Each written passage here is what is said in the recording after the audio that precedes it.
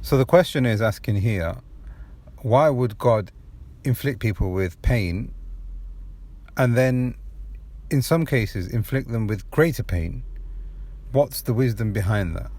Why would God do something like that? And the example that he brings in the question here is that imagine you've got a person who's disabled. That's a test in itself.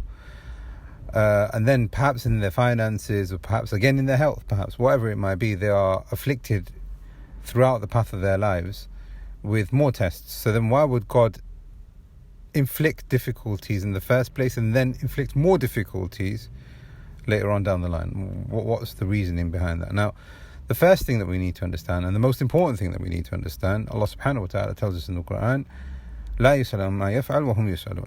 They will not ask God. We are not in a position to ask and question God. You are created and He is the creator.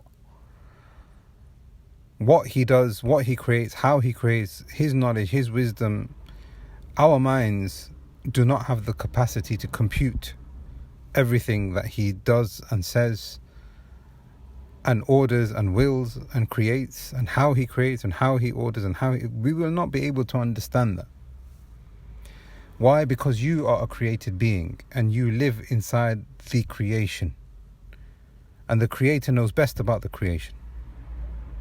And there are examples that you can probably apply in your life of the Creator, a manufacturer, creating something, and He knows how that manufactured item is, the ins and outs of it. So if there is an issue with it, you would go back to the manufacturer to ask for help. And to God is the highest example, because people can manufacture things in this worldly life, but at the end of the day, everyone's up for criticism, right? And this is an example that sometimes people use, and I think that has to be highlighted in this discussion here for Muslims and non-Muslims alike. Some people will compare the example of God to perhaps, a company which manufactures things, but even then the resemblance isn't clear, because when God creates, He is perfect in everything that He does.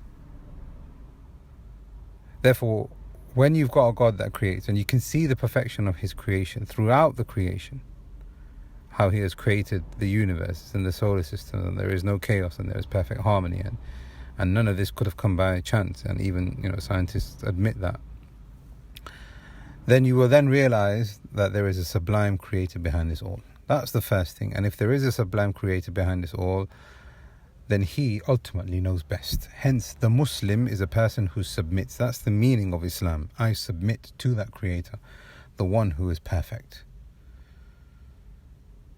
And the very fact that you can see precision in His creation, in yourself, you are precise the way that He has created you. You are beautiful, you are upright, you are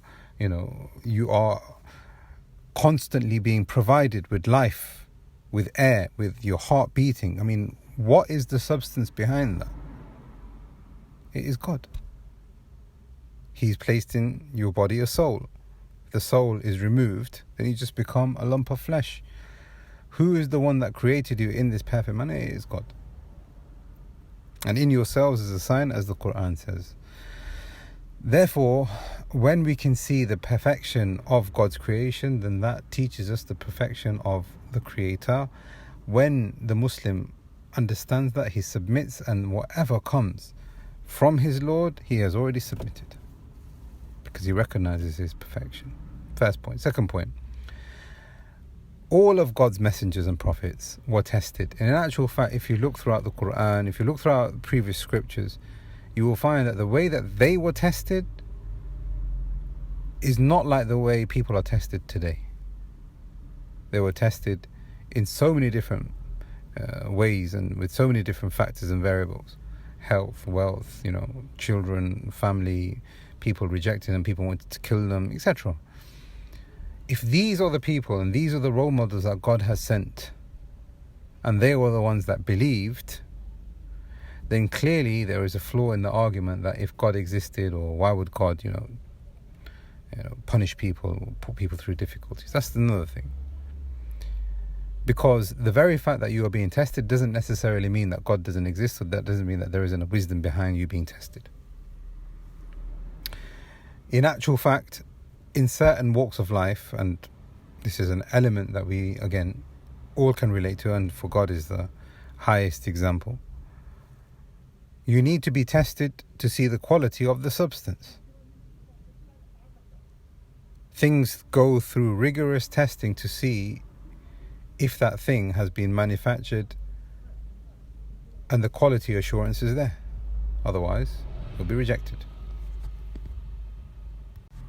Another point added to the discussion on this topic here, and I think this is important when it comes to the belief in God as to who He is and what we would call in Islam the names and attributes of God, and the differences between Islam and Christianity in this. In Christianity, which I believe the questioner has a background, that's his background where he's coming from, they tend to believe that God is love and God is forgiving and merciful and all of these different really good traits of God that we actually believe in also. And when a person has that, they believe then, they are of this notion then that God would then only decree that what is good. Because He is love, then how is it that bad things are happening? How does that all make sense? In Islam, we say that God, Allah subhanahu wa ta'ala, is unlimited in His names and His attributes. And it is not just limited to love and compassion and mercy. And He is all-knowing, and He is all-wise. And yes, He is all-merciful. And yes, He does love His creation. And yes, He is merciful towards His creation. But that's not how He judges and decrees in His creation. So a fundamental difference between Islam and Christianity here is that, and maybe even other religions, is that God judges and decrees not just by love and mercy, but also by wisdom and justice.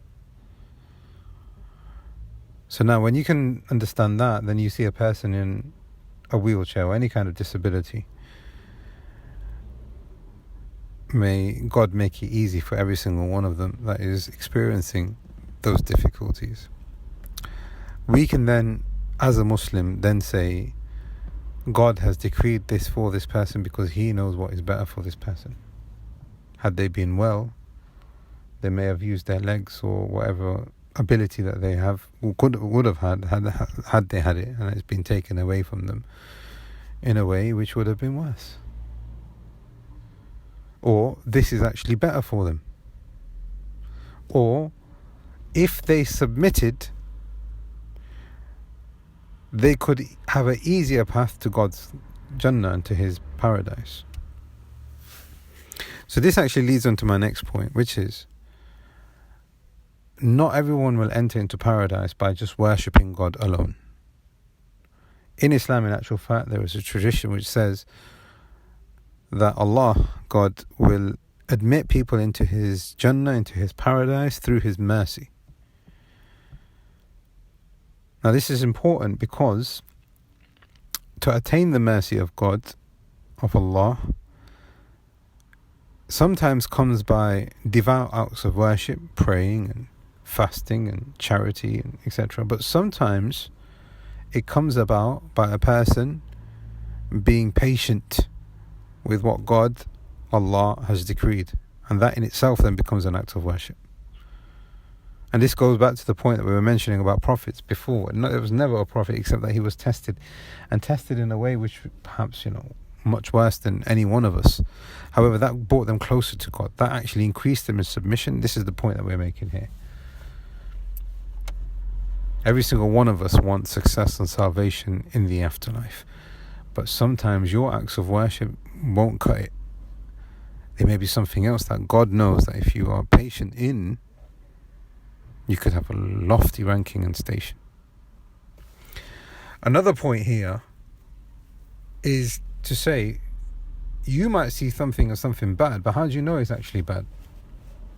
I remember one of our teachers saying once, if you go to the doctor's surgery and you see a child being pinned down and grown adults pinning that child down and then sticking a needle into that child, what would you think? You would think that this is an act of oppression. And again, to God and to Allah belongs the highest example. You might see something as a difficulty, as a test, but in actual fact, it might actually be a mercy in disguise. So define difficulty, define tests, define pain. It's not always that easy. Another way that we can look at this is that after difficulties there is always relief. And there are verses in the Quran which relate to this. Inna ma'al usri yusra. With every difficulty there is a relief. So just because you see somebody going through some kind of difficulty, it doesn't mean that there is no relief that comes with it. It's just that you do not perceive the relief. But God, the Creator, the one who created that person and created the difficulty that person is in, knows the relief and knows that it is close. Another way of looking at this issue here is quite often, and this happens actually a lot with those people who want to try and attack religion, is that they focus on the negative and they negate and completely sidestep from all of the positives. So if you look at all of the good things that Allah subhanahu wa ta'ala has given to creation, I mean, how many of them are actually going through difficulties? How many percentage-wise, from the beginning of man to the end of man, are actually disabled, are actually going through, God-given difficulties, if you want? Another way of looking at this is that sometimes people end up in these situations because of the results of their own doing. So a person might then say, well, why has God decreed bad to happen? That is because it's a consequence of your own actions. Why is there pollution on earth? Why are there wars? Why is there famine and starvation? Is God to blame for our greed and selfishness and oppression? He's given you free will. You have all ability to do what you want, which is within your capability. He's not going to stop you and he's not going to compel you. But you will have to live with the consequences of your action, which he has also decreed.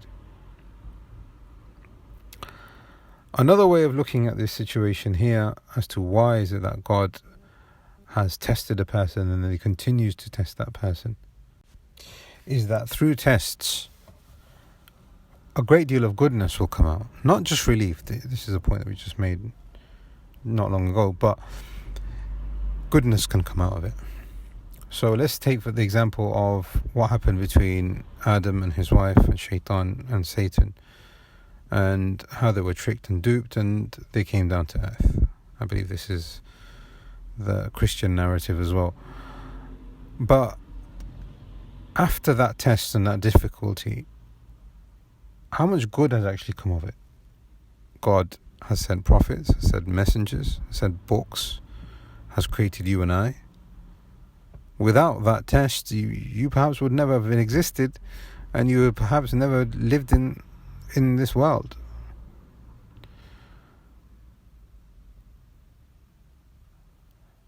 I know it's easy for us to theologically have this discussion, and practically it's not easy. I mean, there are people, and I'm not trying to take away any kind of empathy that I have towards them, sympathize, and like I said, we ask God, Allah, to make easy the affairs for all of those people suffering, Muslim and non-Muslim alike. But theologically is the key. Theologically speaking, your belief will help you to implement actions. If theology and your belief in God doesn't have submission, doesn't have any kind of purpose, doesn't have any kind of oneness of Him, then everything is up for question. Everything can be then scrutinized, and nothing will then seem complete, because there is no purpose in the first place. Therefore, then the person will say, well, I'm in a wheelchair and this discussion doesn't help me at all, or whatever difficulty they're going through, this discussion doesn't help me at all. I will say, no, it's the opposite, it's the reverse. If we were to establish a purpose, if we were to establish an existence of a supreme being, and try and understand what He has revealed to us so that we can understand a little bit of why He does what He does and decrees what He decrees, then some of that mystery will then make sense. But if we don't, and we constantly critically try and attack and analyze existence and theology without that level of submission, then you will never be satisfied with any answer. Therefore, like I said, practically I know it's not easy. But if you have that theology and you have that belief, all difficulties then seem irrelevant. We ask Allah, God, the one that created us all, and to Him that we will all return to, that He shows us the right path, and that He makes us firm upon it, and that He removes any kind of doubt from what exists inside of us, and that He makes us of those who are the first to submit to Him.